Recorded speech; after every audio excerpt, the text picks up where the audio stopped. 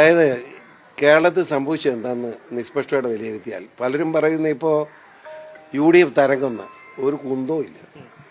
UDFിൻ്റെ തരംഗമൊന്നുമില്ല. യഥാർത്ഥ തരംഗം എന്താണെന്ന് ചോദിച്ചാൽ പിണറായി വിരുദ്ധ തരംഗമാണ്. പിണറായിയെ തകർക്കണം.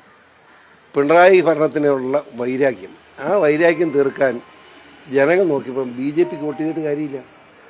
BJP പകരമാവുന്നില്ല. പകരം വരാൻ പറ്റുന്നത് കോൺഗ്രസിനാണ്. അതുകൊണ്ട് ജനം അടച്ച് കോൺഗ്രസ് വോട്ട് ചെയ്യും. ഞാൻ ഒരു ഉദാഹരണമായി തെടനാട് പഞ്ചായത്തോടെ ഞാൻ ഒറ്റയ്ക്ക് 2000 വോട്ട് എല്ലാ പാർട്ടികളും 2000 വോട്ട് ലീഡ് ചെയ്ത സ്ഥലമാണ്. അവിടെ ഇപ്പോൾ 2000 വോട്ട് UDF ലീഡാണ്.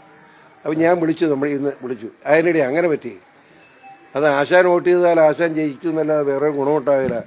ഇവന്മാരെ കൊല്ലണമെങ്കിൽ കോൺഗ്രസ് വരണം, അതുകൊണ്ട് ചെയ്തതാണ്. മതിയോ? അതായത് പിണറായി വിരുദ്ധ തരംഗം ആഞ്ഞു വീശിയിരിക്കുകയാണ്.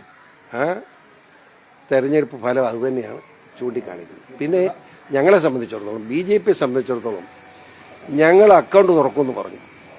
ഞങ്ങൾ അക്കൗണ്ട് തുറന്നു. അതായത് 2 സീറ്റ് ഇപ്പം കിട്ടുക, ചാത്തന്നൂർ കിട്ടി, 2 മതി. അക്കൗണ്ട് തുറന്നല്ലോ.